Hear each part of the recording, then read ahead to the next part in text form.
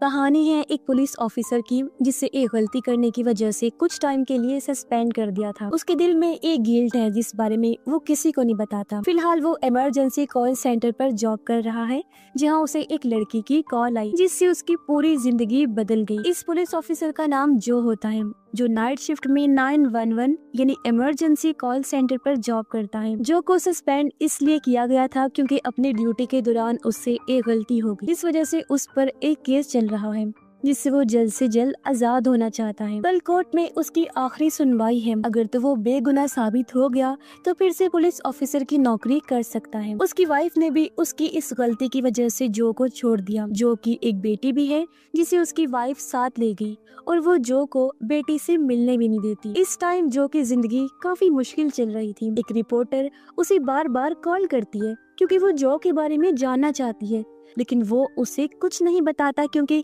अपने केस को जो दुनिया के सामने उछालना नहीं चाहता था। अब जो अपनी वाइफ को कॉल करता है बेटी से बात करने के लिए, मगर उसकी वाइफ कॉल नहीं उठाती, इसीलिए वो अपने काम पर लग गया। अब जो को एक औरत एमिली की कॉल आई जिसके बात करने का तरीका काफी अजीब था। वो ऐसे बात कर रही थी जैसे जो उसका बेटा है। अब पहले तो उसे समझ नहीं आई, लेकिन फिर उसने इस बात को नजरअंदाज कर दिया क्योंकि वो इस तरह की कॉल्स का आदी हो चुका है। अक्सर लोग मजाक करने के लिए ऐसी कॉल्स कर देते थे। फिर जो ने एक बात नोटिस की कि औरत की आवाज से लग रहा है जैसे वो काफी दुखी है। वो फोन रखने ही वाला था कि तभी उसे पीछे से किसी आदमी की आवाज आई जो एमिली को फोन बंद करने के लिए कहता है। इसे जो को लगा कि एमिली को किडनैप किया गया है। वो उसे पूछता भी है कि क्या तुम्हें अगवा किया गया है, जिस पर एमिली हाँ में जवाब देती है। तब जो उसे कहता है अच्छा मेरी बात सुनो, मैं तुमसे जो भी पूछूं उसका हाँ या ना में जवाब देना। उसने एमिली से बहुत सारे सवाल पूछे जिससे उसे अंदाजा हो गया कि उसे किसी अपने ने ही अगवा किया है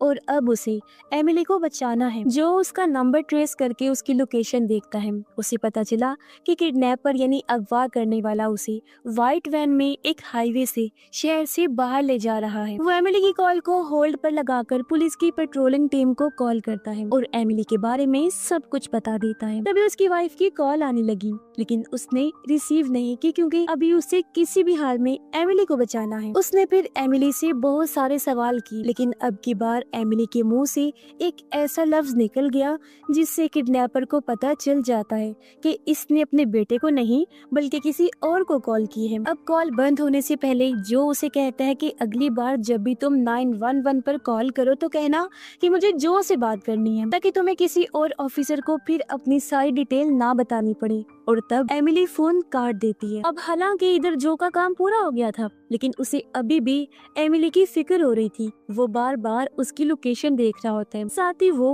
पुलिस ऑफिसर्स जो हाईवे पर पेट्रोलिंग कर रहे थे उन्हें भी सफेद वैन मिल जाती है, लेकिन ये वैन गलत थी। एमिली इसमें नहीं होती। जाहिर है हाईवे पर और भी बहुत सारी सफेद कलर की वैन्स गुजर रही थी और अगर इन्हें एमिली को ढूंढना है तो वैन का नंबर इन्हें मालूम होना चाहिए। इस बात से जो को बहुत बुरा लगा क्योंकि वो एमिली को बचाना चाहता है। उसके पास क्योंकि एमिली का नंबर आ चुका था तो वो एमिली की सारी डिटेल्स निकालता है, उसके घर का नंबर भी जिस पर जो कॉल करता है। तब एमिली की 6 साल की बेटी कॉल उठाती है और जो उससे बात करने लगा। बच्ची बताती है कि घर में बस मैं और मेरा छोटा भाई है। डैड आए थे जो मॉम को अपने साथ ले गए हैं। जो उससे डैड का नाम पूछता है तब बच्ची हेनरी नाम बताती है। उसे अपने डैड का नंबर भी याद था जिसे वो जो को दे देती है। तब जो उस नंबर से उसकी गाड़ी का नंबर भी पता लगा लेता है। साथ ही उसे पता चला कि हेनरी के खिलाफ पहले भी कई बार केस चल चुके हैं। अब घर पर बच्चे क्योंकि अकेले थे तो जो को उनकी भी फिक्र हो रही थी, इसलिए उसने बच्ची को कहा कि तुम परेशान ना हो बेटा, मैं जल्दी किसी को तुम्हारे पास भेजता हूँ। अब फोन बंद करने के बाद जो हाईवे वाली पेट्रोलिंग टीम को वैन का नंबर दे देता है। फिर वो अपने डिपार्टमेंट कॉल करके कहता है कि 2 बच्चे घर पर अकेले हैं तो उनकी मदद करने के लिए वहाँ किसी को भेजा जाए। लेकिन जितनी भी रेस्क्यू टीम थी सबके सब मसरूफ थे क्योंकि एक जगह पर आग लगी थी, जिस वजह से लोगों को अपने घरों को छोड़कर जाना पड़ रहा था और सारी रेस्क्यू टीम उनकी मदद में लगी हुई। एक बार फिर रिपोर्टर का कॉल आया, लेकिन इस दफा भी जो कॉल नहीं उठाता। वो काफी परेशान था, उसे समझ नहीं आ रही थी कि क्या किया जाए। वो दूसरे रूम में चला गया जहाँ से वो अपने दोस्त सार्जेंट को कॉल करता है। कहने लगा कि मैं चाहता हूँ कि तुम एक टीम बनाकर एमिली के घर भेजो क्योंकि उसके बच्चे अकेले हैं, और एक दूसरी टीम बनाकर उन्हें हेनरी के घर भेजो जहाँ वो एमिली को ले जाने वाला है। इस पर सार्जेंट उसे समझाता है कि ये गैर कानूनी है और हम छुप छुपा के ऐसे नहीं कर सकते, और कल तुम्हारी सुनवाई भी है। अगर फिर से तुमने कोई उल्टी सीधी हरकत कर दी तो तुम्हारा केस एक बार फिर तुम्हारे खिलाफ हो जाएगा। जो उसे कहते हैं वैसे भी मेरी शिफ्ट खत्म होने वाली है, मैं 10 मिनट में यहाँ से निकल रहा हूँ। इतना बोलकर उसने फोन रख दिया। वो एक बार फिर एमिली के नंबर पर कॉल करता है, लेकिन इस बार उसकी कॉल नहीं हो पाती। वो अपनी वाइफ को कॉल करता है। उसने फोन तो उठाया, लेकिन वो ये कहकर कॉल काट देती है कि रात की 2 बज रही हैं, तुम्हें इतनी रात को कॉल नहीं करनी चाहिए थी। जो एमिली को लेकर काफी टेंशन में था, इसीलिए अपने पर्सनल नंबर से हेनरी को फोन कर देता है। वो उसे एमिली के बारे में पूछने लगा। हेनरी कहता है मैं कुछ नहीं जानता उसके बारे में। इस पर जो कहता है मैं जानता हूँ, तुम वैन के जरिए अपनी वाइफ को हाईवे से शहर की तरफ ले जा रही हो। ये सुनकर बिना बोले हेनरी फोन काट देता है। जो एक बार फिर उसे कॉल करता है, लेकिन कॉल नहीं लगती अब की बार। अब जो अपने कोलीग को कॉल करता है जो काफी परेशान था क्योंकि उसे जो के लिए कल कोर्ट में झूठी गवाही देनी थी। वो कहता है कि अगर किसी को पता चल गया कि मैं झूठी गवाही दे रहा हूँ तो मेरी नौकरी जा सकती है। इस पर जो ने उसे समझाया कि ऐसा कुछ नहीं होगा, तुम परेशान ना हो। अब जो उसे एमिली के केस के बारे में सब कुछ बता देता है और कहता है कि मैं चाहता हूँ तुम एमिली के घर जाओ ताकि तुम्हें इस केस के बारे में और जानकारी मिल सके। तभी एक ऑफिसर आकर जो को कहती है कि आपके लिए एक छोटी बच्ची की कॉल है। वो समझ गया कि एमिली की बेटी है, इसलिए वो जल्दी से बात करता है। बच्ची बताती है कि घर के बाहर कोई है जो डोर बेल बजा रहा है। जो बताता है कि हाँ बेटा, वो एक पुलिस टीम है जिसे मैंने ही भेजा है, तुम खोल दो दरवाजा। बच्ची ने ऐसा ही किया। तब पुलिस टीम अंदर आकर जो को बताती है कि बच्ची के कपड़ों पर खून लगा हुआ है, लेकिन ये उसका खून नहीं है बल्कि उसके भाई का है जो बहुत ही छोटा था, लेकिन किसी ने चाकू से उस पर वार किया और बच्चे की मौत हो गई है। असल में बच्ची ने पहले जो को ये बताया था कि मेरा भाई सो रहा है। उसका भाई दरअसल उस टाइम सो नहीं रहा था बल्कि वो तो मरा हुआ था। ये सुनकर जो काफी परेशान हो जाता है। वो एक बार फिर एमिली को कॉल करता है। इस बार कॉल लग भी जाती है। जो ने पूछा कि इस टाइम हेनरी क्या कर रहा है और तुम कहाँ बैठी हो। एमिली बताती है वो गाड़ी चला रहा है और मैं उसकी साथ वाली सीट पर बैठी हूँ। जो ने पूछा अच्छा बताओ क्या उसने सीट बेल्ट बांधी हुई है। एमिली कहती है नहीं। जो ने कहा अच्छा सबसे पहले तुम सीट बेल्ट बांधो, फिर हैंड ब्रेक को खींच देना। एमिली ने ऐसा ही किया, लेकिन वैन नहीं पलटी। इससे हेनरी को गुस्सा आ गया और वो एमिली को वैन की पिछली सीट पर भेज देता है। अब फिर से वो जो से बात करने लगी। जो कहता है क्या तुम्हारे आसपास कोई भारी चीज है। एमिली ने बताया कि हाँ, यहाँ एक ईंट पड़ी हुई है। वो कहता है कि जब भी हेनरी तुम्हारी करीब आए तो ईंट से उसके सर पर वार करना क्योंकि वो इसी लायक है। एमिली कहती है आखिर हेनरी इतने गुस्से में है क्यों। मैंने तो बस अपने बेटे के पेट से सांप निकाले थे। जिसके बाद वो चुप हो गया। जो को कुछ समझ नहीं आती।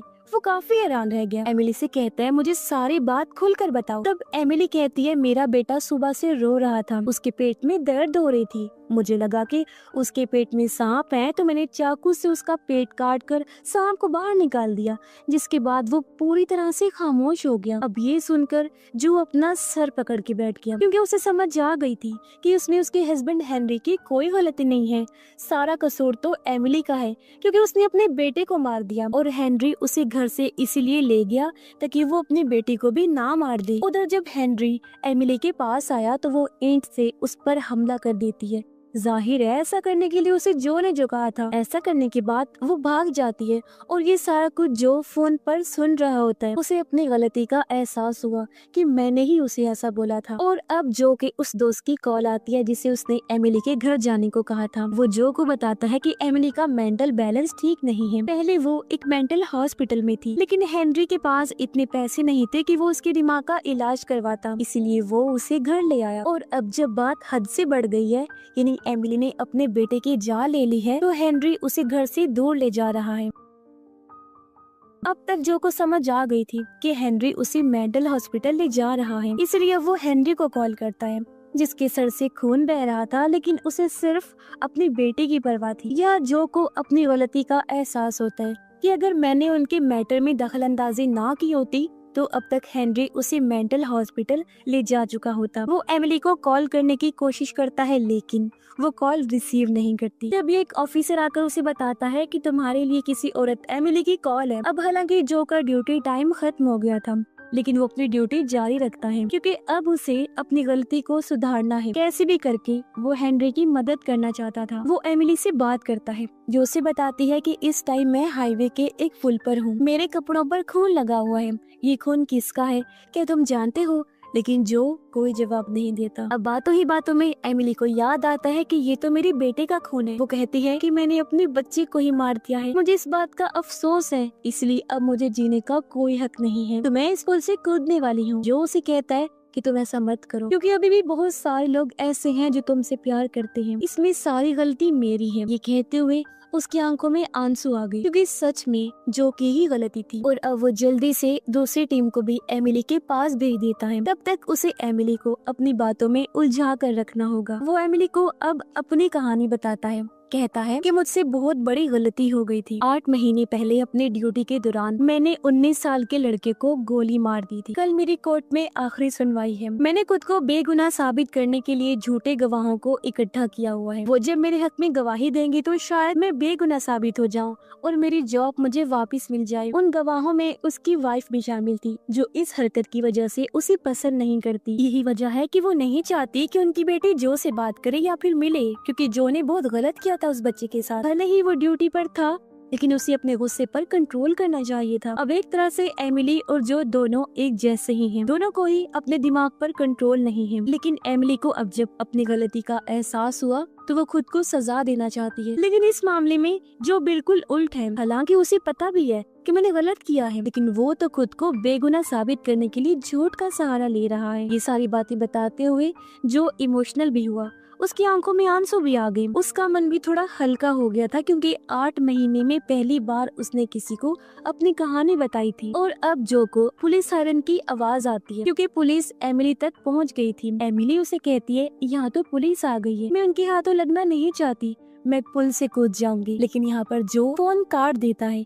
उसे बार बार अपनी गलती का पछतावा हो रहा था। वो कई बार उसे कॉल करता है फिर जहाँ इस बार पुलिस फोन उठा लेती है। वो बताते हैं कि एमिली पुल से कूदने वाली थी और उससे पहले ही हमने उसे पकड़ लिया। ये सुनकर जो को थोड़ी तसल्ली हो जाती है। साथ ही जो को ये बताया गया कि खुशकिस्मती से एमिली का बेटा भी जिंदा है। हालांकि वो काफी जख्मी है लेकिन उसे आईसीयू में भेज दिया गया है। ये सुनकर जो को काफी अच्छा महसूस हुआ कि आज मेरी वजह से 2 लोगों की जान बच गई है। साथ ही उसे इस बात का भी एहसास हुआ कि अगर मैंने इस फैमिली के साथ अच्छा किया तो उस फैमिली के साथ मैंने गलत किया था जिस लड़के को 8 महीने पहले मैंने मारा था। एक तरह से मैंने उन सब की ही जिंदगी बर्बाद कर दी। जो को अब अपनी गलती का एहसास होता है इसलिए वो अपनी कोलीग को कॉल करके कहता है कि कल तुम मेरे हक में झूठी गवाही मत देना। जो कुछ भी हुआ था वो बिल्कुल सच बताना। उसका कोलीग कहता है कि जानते हो ना अगर मैंने ऐसा किया तो तुम्हें तुम्हारी नौकरी वापस नहीं मिलेगी, तुम्हें जेल भी हो सकती है। जो कहता है मुझे अब इस बात से कोई फर्क नहीं पड़ता। इसके बाद वो सभी गवाहों को कॉल करके कहता है कि किसी को भी झूठी गवाही देने की जरूरत नहीं है। साथ ही वो उस रिपोर्टर को भी कॉल करता है जो बार बार जो को कॉल करती थी उसकी स्टोरी जानने के लिए। और आज वो उसे भी सब कुछ सच सच बता देता है। अब अगले दिन जब कोर्ट में उसकी सुनवाई थी तो जाहिर है फैसला उसके खिलाफ आता है। उसे सजा हो जाती है लेकिन उसके दिल से अब गिल्ट पूरी तरह निकल गया था। वो खुश है। उसके दिल में एक तसल्ली है कि मैंने आज सच का सहारा लिया। और इसी के साथ ही इस फिल्म की कहानी यहीं पर खत्म हो जाती है।